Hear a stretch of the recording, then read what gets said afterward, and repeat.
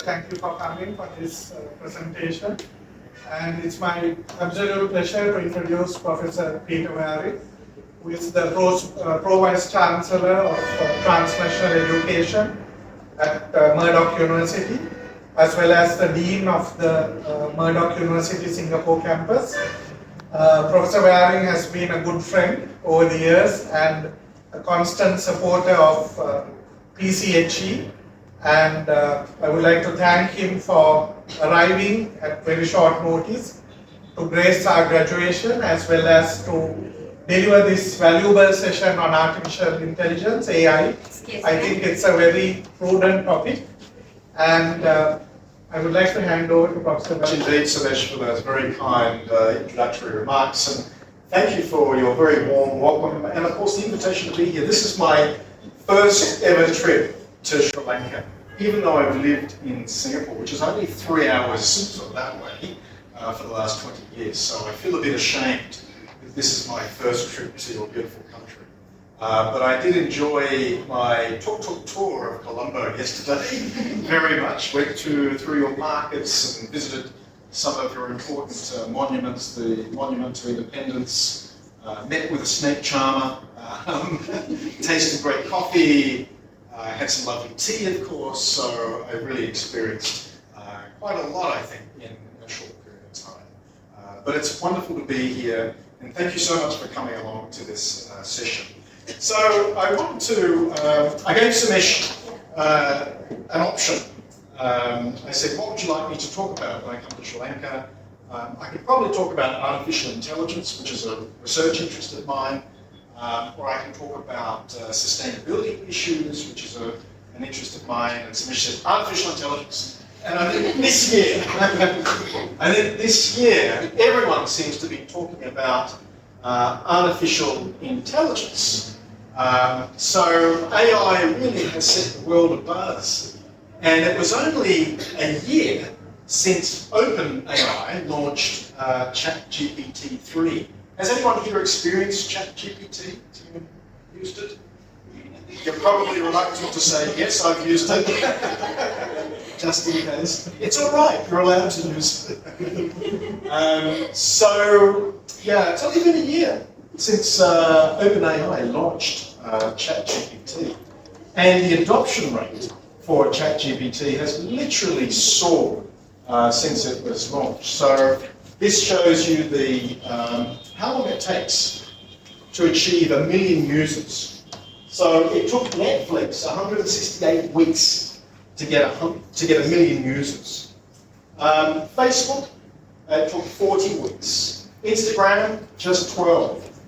But ChatGPT from OpenAI, just 1 week to 1 million users. And now there's literally hundreds of millions of users all around the world. And since ChatGPT was launched, we've also seen a variety of other AI tools. It seems like every week there are more AI tools coming onto the market from Microsoft, from Google.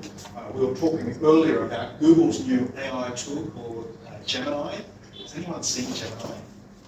Yeah. If you have a look on YouTube, you'll see an amazing demonstration of Google's Gemini, which is a multimodal AI, which means it can accept images and voice and audio input and do all sorts of amazing things with that. So we've seen this huge, almost like an AI revolution in the last 12 months, but in fact, AI has been under development since the 1950s. So in the 1950s, there was this brilliant British mathematician and early computer scientist. His name was Alan Turing. I don't know if anyone's heard of Alan Turing, but he co-developed the Enigma machine, which helped Britain during the Second World War decode the German Nazis' codes. So he came up with something called the Turing test. I don't know if you've heard of the Turing test. Basically, it goes like this. You have two participants in a conversation, and then you have someone else who can't see those participants. All he knows is that one participant is a human being, and the other one, is a computer. All right? So he can hear the conversation between the two participants, but he he doesn't know which is the computer and which is the human. His job is to try and identify which. Now, if he can't reliably identify that you're the computer, right, then the machine has passed the Turing test, and you've achieved human levels of artificial intelligence. So that was the Turing test, developed back in the 1950s. And then there was an American computer scientist called John McCarthy who actually developed the term artificial intelligence. So this is back in the 1950s. So even though it seems like AI has been with us for a short time, it's actually been here for a long time. Does anyone here play chess? The game chess you do? Yeah? Yeah? Anyone else play chess? Great game? Yeah? Are you good? Do you play online? No. What's your ELO score? Do you have an ELO score? No? Okay, but you love to play online?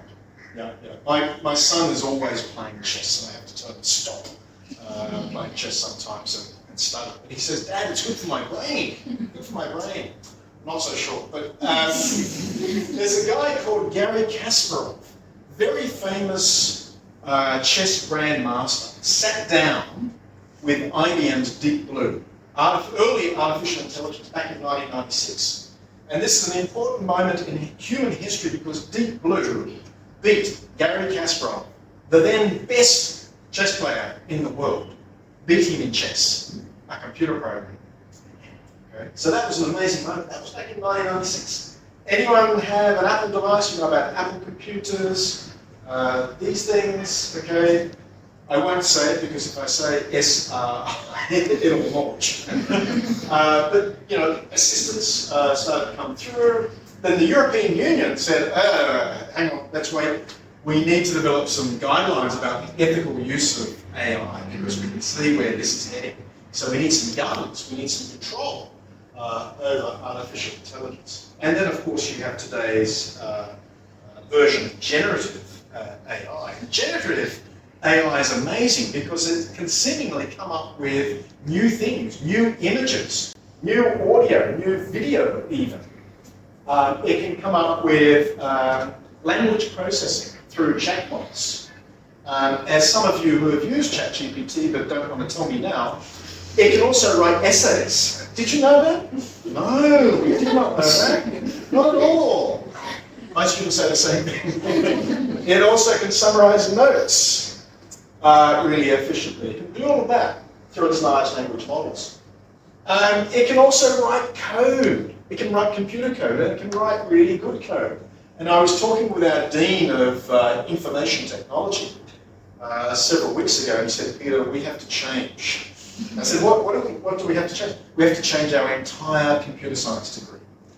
Because we spend so much time teaching young people how to code, they don't need that anymore. You don't need to code. And I'm sure a lot of young people around the world are going, thank you, that's fantastic. We don't need to code like we used to. And then biochemistry. A lot of the COVID vaccines, the mRNA vaccines, were developed using artificial intelligence. And so, because this is a really fast way to test various alternative ingredients that go into those mRNA vaccines. But there's something called AlphaFold, which is a computer AI tool which was developed by Google's DeepMind to map proteins. So proteins are very complex structures, and they look a little bit like they're squiggles. So there's lots of them. Okay? Something like hundreds and hundreds of millions of different proteins. But they're very important to understand the exact map of a protein so that you can develop personalized medicine and new drugs and new vaccines. And so AlphaFold was able to develop a computer program that can map hundreds of millions of proteins in a very short period of time. You know, it used to take 5 years to map a single protein. 5 years. AlphaFold mapped 200 million in 6 months. Okay, so that would take 1 billion years. 1 billion years of time, okay, in just 6 months. So it's amazing what these tools can do in terms of personalized medicine. So, ChatGPT, something that you've never used in your life before. What does it actually stand for? The GPT, do you know? Well, the GPT stands for generative. In other words, it generates from a large data set. Pre-trained refers to the way in which the AI has actually been developed. So in artificial intelligence, there's something called supervised training and non-supervised training. In supervised training, you actually have teams of human beings that are instructing the computer on what it is the computer is trying to identify and correcting and making adjustments. So ChatGPT actually used a lot of human input in order to develop. So pre-trained means that it was trained on very large data sets. Transformer refers to the underlying neural network, the underlying algorithms that work a little bit like predictive text in terms of determining what is the next sequence that the large language model needs to develop. So ChatGPT 2 came out before 3, obviously, and it was only trained on text of 8 million web pages and 1.5 billion machine learning parameters.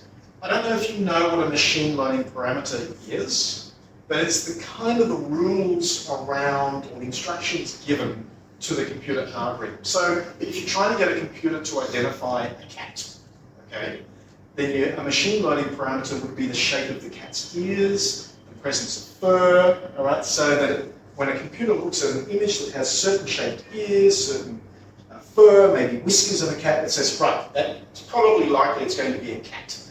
Okay, so those are machine learning parameters.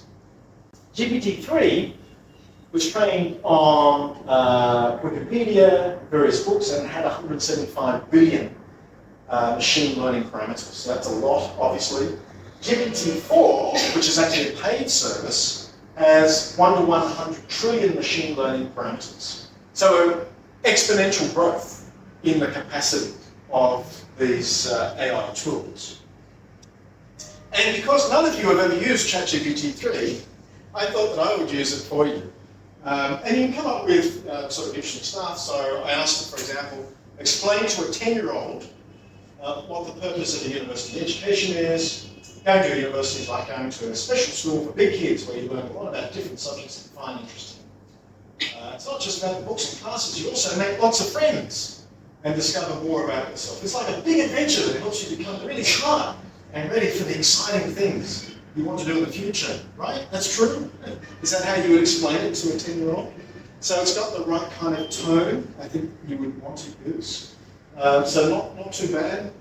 And then because I'm in Sri Lanka and because I'm passionate, as Sumesh knows, about cricket, I had to ask ChatGPT, using a limerick, which is a form of poem, explain why Sri Lanka has the best cricket team. From Sri Lanka, a cricket team bowled, their skills on the pitch, stories told, with spins that bewitch and drives that enrich in cricket tales. Sri Lanka's goal. Not too bad. Could you have done better? Maybe, but not too bad. So you can have a lot of fun with large language models. But of course, AI will have impacts on all sectors of the economy and on all jobs in the future. And it will have a big impact on my industry, which is education. So what I want to do is to talk about some of those impacts. This young man is Magnus Carlsen. I don't know if you've heard of Magnus Carlsen. You would have. My chess player friend up there knows that he is a chess grandmaster. He became a chess grandmaster at the very old age of 13. So he's quite an incredible human being. His ELO score, which is the score that very good chess players have, is 2,882. So that's his ELO international score. There's a chess, online chess AI called Stockfish. Have you ever played with Stockfish? Stockfish has an ELO score of 3,500. So it's been calculated if Magnus Carlsen, the very best chess player maybe to have ever lived, was to play Stockfish, he would win 1 out of 180 games only that he plays with Stockfish. So the point about AI is that these AI tools are now exceeding human levels of performance, and not just in terms of chess or in games, but in law. Now I have a law degree, but AI, including ChatGPT-4, would get much better results in law exams than I have ever. medicine, for example, in most other domains. And it's said that Google's Gemini exceeds human levels of performance across 50 different occupations. So engineering, nuclear physics, astrophysics, architecture. So across 50 different domains, then it's going to be exceeding human levels of performance, which is quite amazing. And unfortunately or fortunately, depending upon your point of view, there is economic incentive attached to AI changing jobs and displacing jobs. So McKinsey's, its global consulting firm, has said that AI could displace up to 400 million jobs. So it's a question about how many jobs will be removed by AI and how many jobs may be produced, may be developed or emerge as a result of AI. Now we've seen lots of technology, of course, since the Industrial Revolution, and with each new technology, it seems to have produced more jobs than the technology it has replaced. Think about the car industry, for example, replacing horses and carts. That has produced more jobs globally than involved in horses and carts, I'm sure. But there's something very consequential about artificial intelligence. I think it's the most consequential technology that human beings have ever developed for a variety of reasons. So, you know, this is something that we have to be mindful of. And the productivity gains are going to be really significant. So I would say that it's very important that all of you become familiar with artificial intelligence and AI tools, because you can use it to help you in your careers in the future. If your plan is to be a teacher, or a high school principal, or to go off in any other profession, you'll need to know how to use AI to make yourself more productive. And we'll talk a bit more about how I think AI can be a force for good, particularly in classrooms.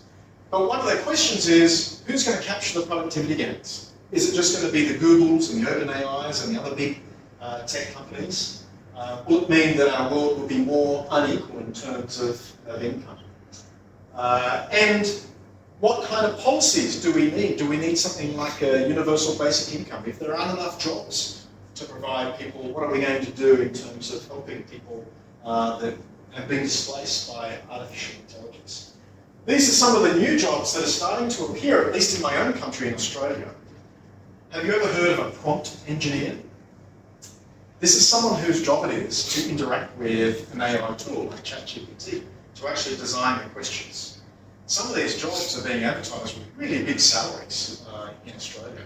So it's not just about how you frame the question, it's also about how you interpret the results that you get from the AI tool. But we're already seeing some conflict emerge in labour markets as a result of the use of AI. So I don't know if you know, but in Hollywood, in California, there's been a big strike. Have you heard about this, the big Hollywood strike? Where actors have been, they've now since returned to work, but actors and writers have been out on strike for much of this year. And they went out on strike for a variety of reasons, but one of the reasons was the use of AI. So the Hollywood studios, instead of paying an actor like you, what they wanted to do is just to capture your voice, capture your image, and then the AI will generate an actor in the future. Then they never have to pay you again. Great, isn't it? Well, not if you're like my 11-year-old daughter and you desperately want to be an actor in the future. So, and Samesh was talking earlier about how some companies here in Sri Lanka are capturing audio and then using that audio through AI to generate new content, new ads. So it's quite remarkable what you can do. And so these guys went out on strike because they wanted more control over the use of AI, because if there wasn't control, then there would be really no need for actors over the long term, or indeed writers. This guy on the right, Frank Sinatra, have you ever heard of him?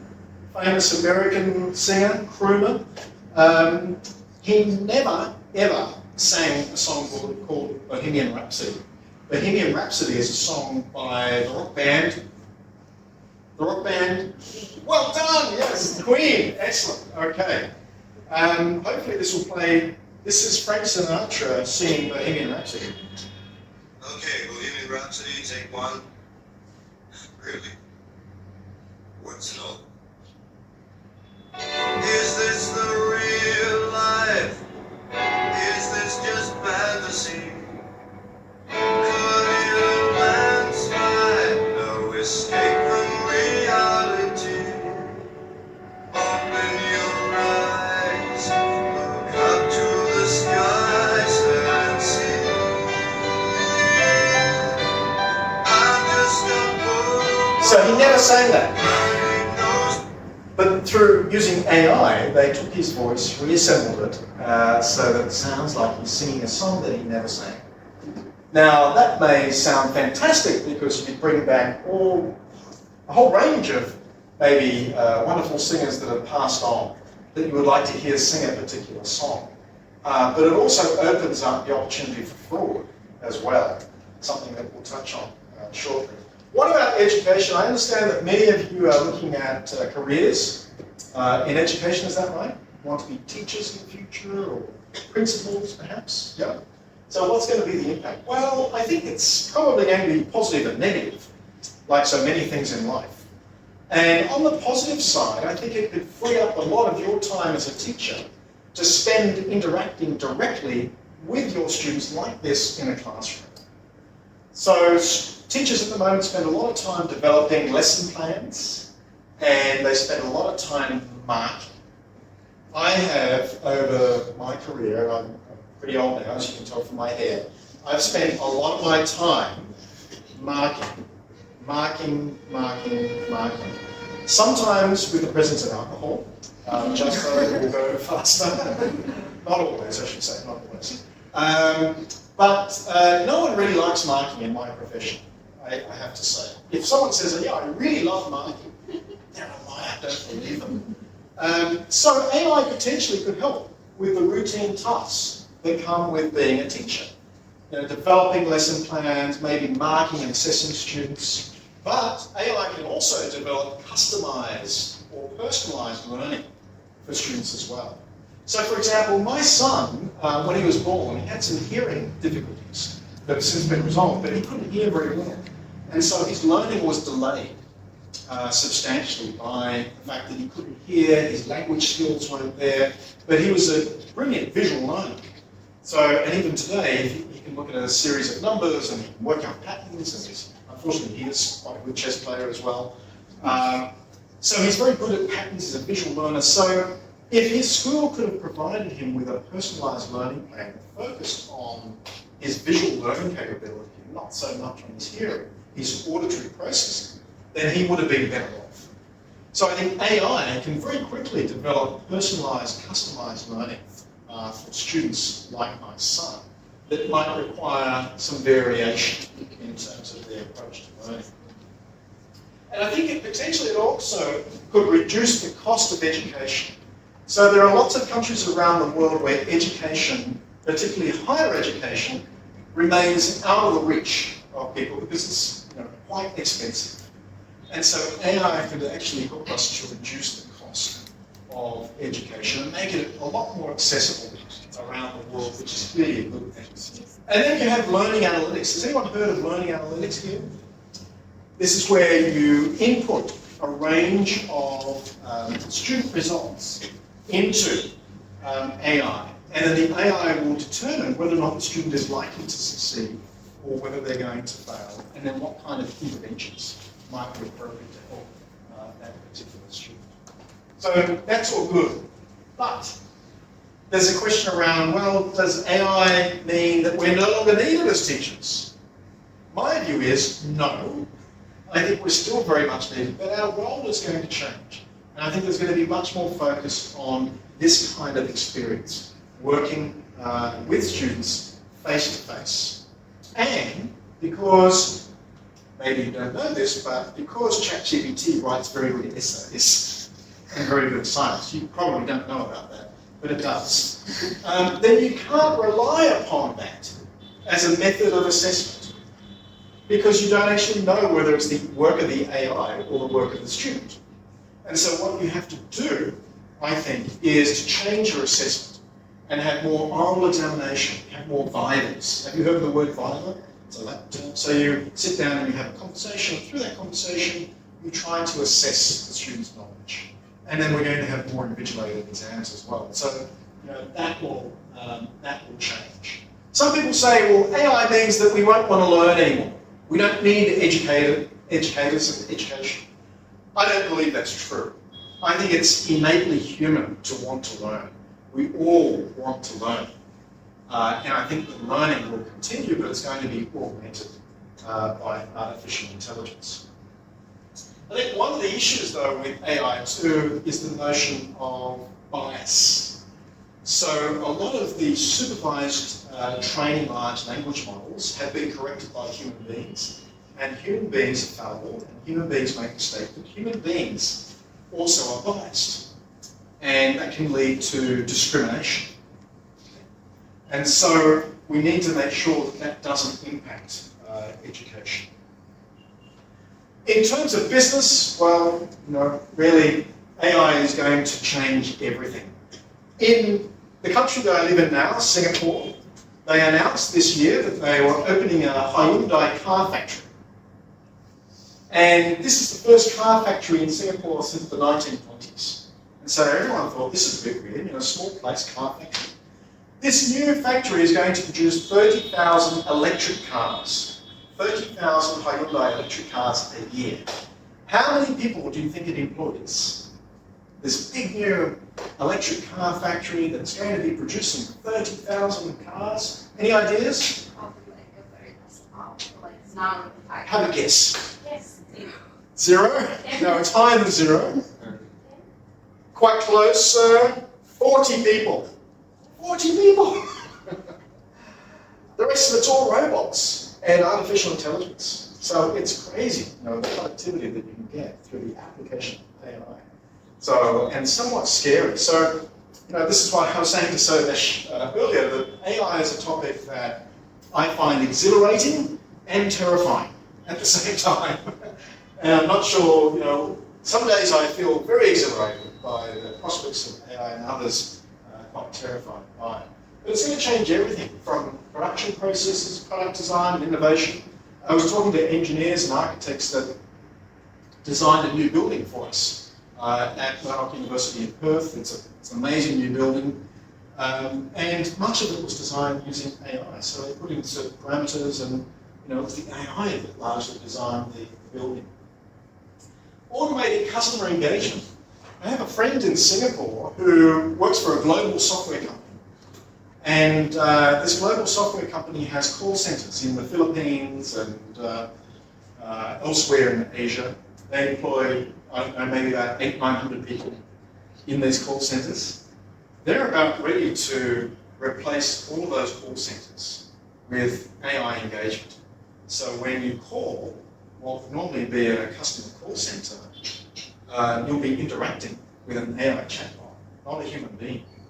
And so, great for efficiency, not so good if you're one of the employees working in those call centers. Quite sad, actually. So, will those people find jobs elsewhere? I think that's going to be a problem. Marketing and advertising is being transformed already by AI because you can come up with content so quickly. And you can come up with new images very quickly, new video, new audio. Can be generated in moments. So you come up with a whole marketing campaign in the space of a few minutes. And of course, you can do the market research in a very short period of time as well. I think it's also likely to impact the way in which people are recruited, selected for jobs. And so AI chatbots will scan things like LinkedIn to try and identify people who are appropriate for certain roles. So impact on business is going to be absolutely significant. Company secretaries are normally involved in taking notes and following up on action items, providing legal advice. All of that's going to change through AI.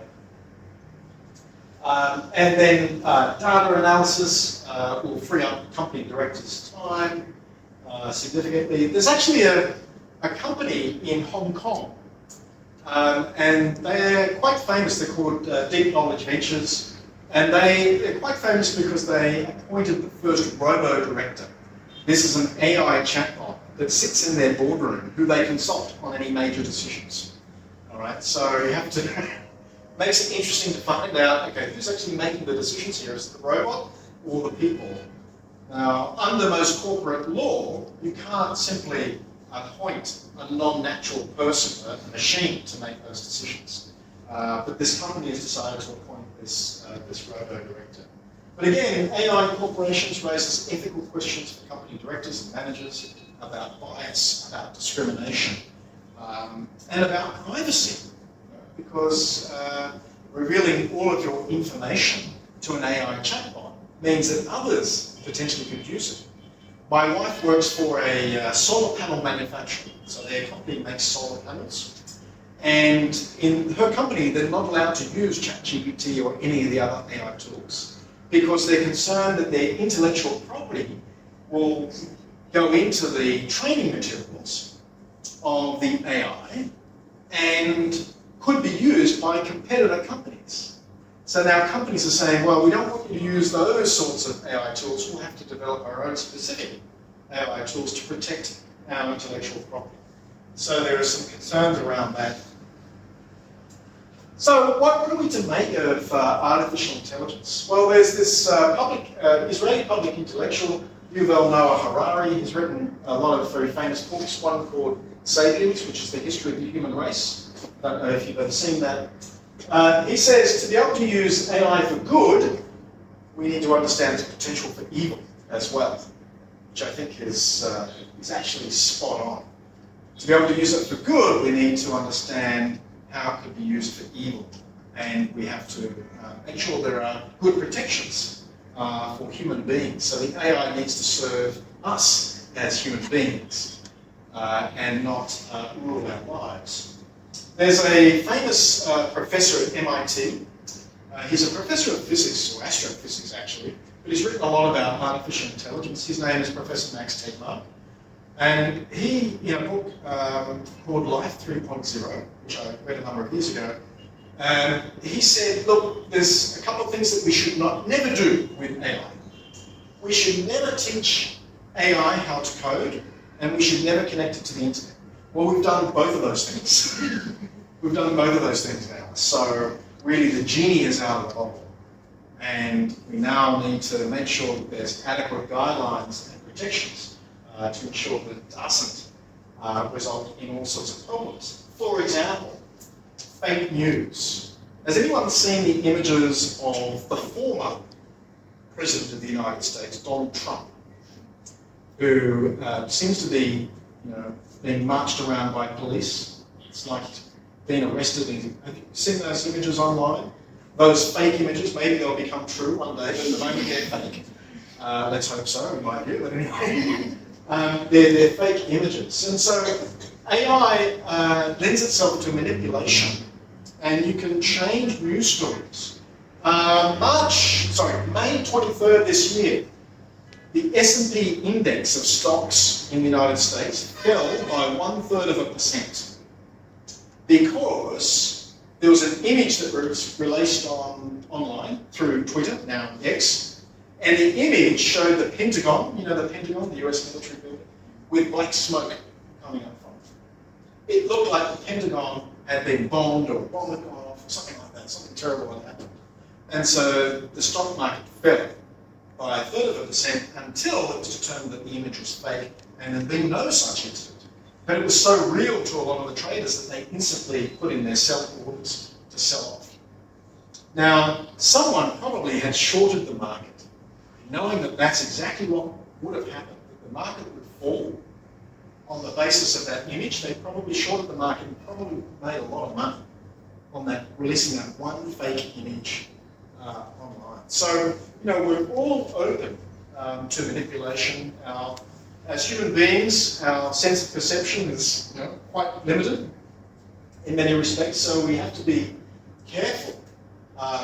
And we have to be able to have a critical mind, question things that we see, and ask, is it really true? More so than ever because of AI. And of course, there's the question around whether or not human beings will resort to using AI to get all of their media, all of their knowledge. So instead of going to a variety of different news stories or news sources, onshore, offshore, it could be that people will just simply refer to their favourite AI tool. And tell me what's the news today, and they'll deliver packaged news that they think that you'll enjoy digesting, and then you'll be quite easily manipulated. And then, of course, there's the really scary AI military applications. The idea of drones, for example, that are largely driven by artificial intelligence that human beings don't really have a lot of control over. So what's the future?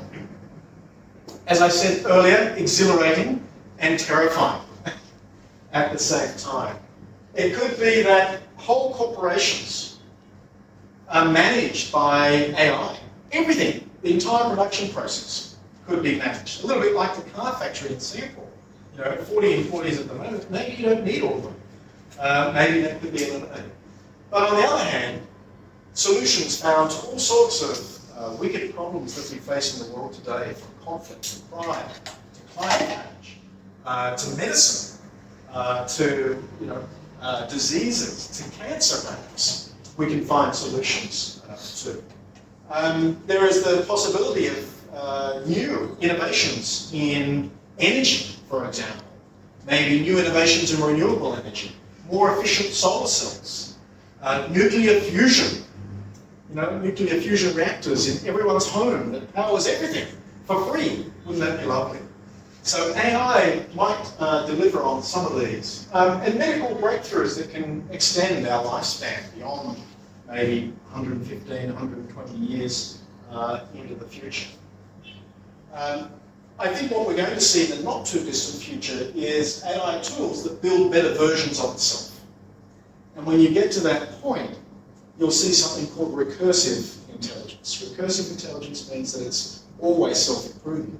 To some extent, ChatGPT is already recursively intelligent, because whenever we use it, we're feeding more information into it. Okay? And it's learning from that information. But at the moment, it's not developing a better version of itself. But it could be that AI tools will, in the future, develop better versions of themselves, and that leads to this recursive self-improvement and intelligence explosion. Intelligence explosion, what Ray Kurzweil, the computer scientist, calls the singularity. Has anyone heard of the singularity? This point in time where you get this intelligence explosion, and then suddenly there are these massive breakthroughs in various sciences, in the economy, and it leads to amazing levels of prosperity for all. So that just sort of goes. And then there is something called artificial general intelligence, or AGI.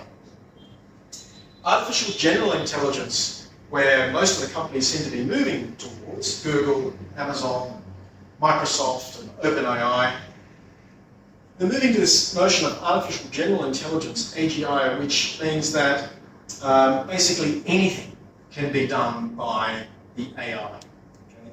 Anything. So, and it exceeds human levels of performance across every domain, not just sort of 50 occupations, but across every domain. And then if you combine AGI with a new form of computing called quantum computing, which you may have heard about, which is a form of computing where trillions of calculations can be done in parallel in mere seconds, then all bets are off. You have a very, very powerful device that can solve amazing problems or create new problems for us. I'll leave you with one anecdote, which is that, this is Professor Max Tegmark, by the way, that's his book. I have a friend who's an astrophysicist, and years ago he handed me this book called Life 3.0. He said, this is really important, read it. And I said, okay, I'll read it. And I read it in, I think, about 2018. I thought it was very good, very interesting, but that was well before ChatGPT came along. And then when ChatGPT came along, I thought, oh wow, okay, this is starting. All the predictions in the book are now coming true. So that's a really fascinating book, Being Human in the Age of Artificial Intelligence. Just leave you with one funny story. one of my jobs at Murdoch University is to chair our academic misconduct group. So this is the group that decides the penalties for academic misconduct. And over the last year, we've seen a lot of students, not like you, but a lot of other students who have used ChatGPT and other AI tools to write their essays and assignments. And it's pretty evident when they come through because you look at the difference in language and levels of sophistication, and you can generally determine there are some problems with tools that try to detect AI because they generate a lot of false positives. But anyway, that aside, you can generally tell. But what was interesting was that we always provide our students with the right to lodge a letter of appeal, a defense letter, if you like. And so we asked this particular student that comes to mind, we said, we need you to write a letter of response, tell us what happened, did you do it, did you not? And so he sent in this letter, which was generated by AI. And it said, "Dear Professor, dear well-respected Professor," and it was the language that that you might use in sort of medieval English times, but not contemporary English. And so we said, nice try, but no, I'm sorry. We're not going to find that acceptable. But I do think AI has got tremendous potential. I think if you wish to be a teacher in the future, don't be scared about AI, because I think it's actually going to be good for our profession. It's going to be good for our profession as educators, but we need to be able to use it ethically, transparently, and for the greatest good, for the greatest number of people. Thank you very much, and thank you for coming in to the seminar. Really appreciate it.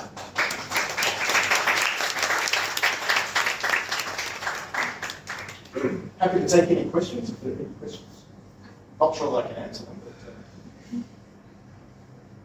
questions?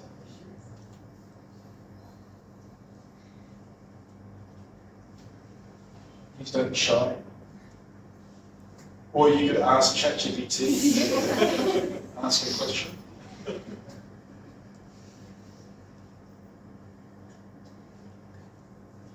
So can I ask you a question? So, what are you studying at the moment? Early childhood education, fantastic. Okay. And psychology as well? Okay. Hands up if you're studying psychology. Great, okay.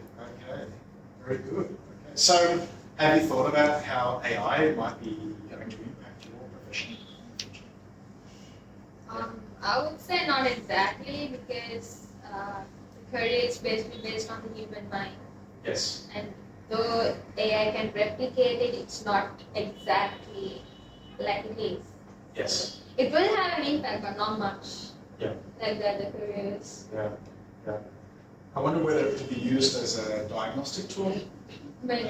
in the future, so that it might interact with an AI clinical psychologist, for example, and on the basis of that interaction, it will make a diagnosis, or at least an initial diagnosis, and then refer you to a real clinical psychologist, perhaps. Yeah.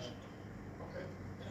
And in early childhood education, how do you think it's going to impact your profession?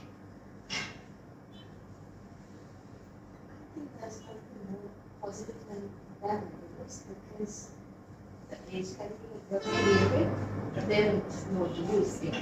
So it's one way implication of AI. So I think we can use it more positive. Yeah, no, I think that's true, and it could be used as a bit of a teaching assistant, perhaps, as well, and allow you to concentrate on students that really need more of your time. Like you mentioned about your son, Yes. giving a specialized personal plan, maybe we can use that as help for us to get a better understanding of the field, specialized plan. Yeah, no, exactly.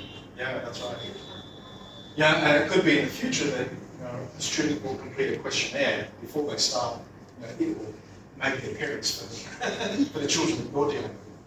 We'll complete a questionnaire, feed that into the AI, and then the AI will generate a lesson plan over the next year for your child and help monitor the child's performance against that lesson plan.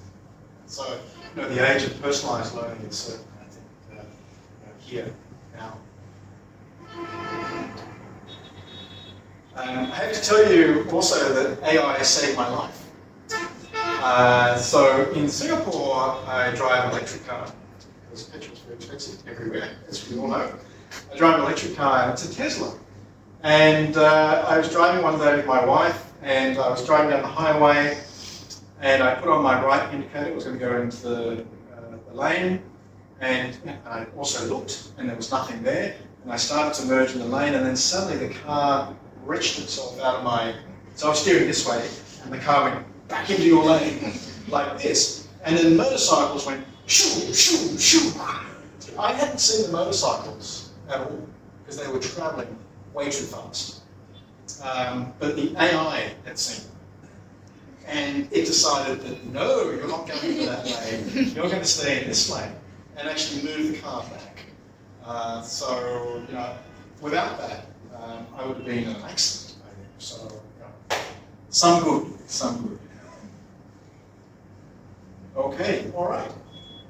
Okay, Peter. So thank you very much. Thank you, Professor Peter Valley, for sharing your invaluable insights and knowledge today. I think it opened out a lot of perspectives and plenty of food for thought.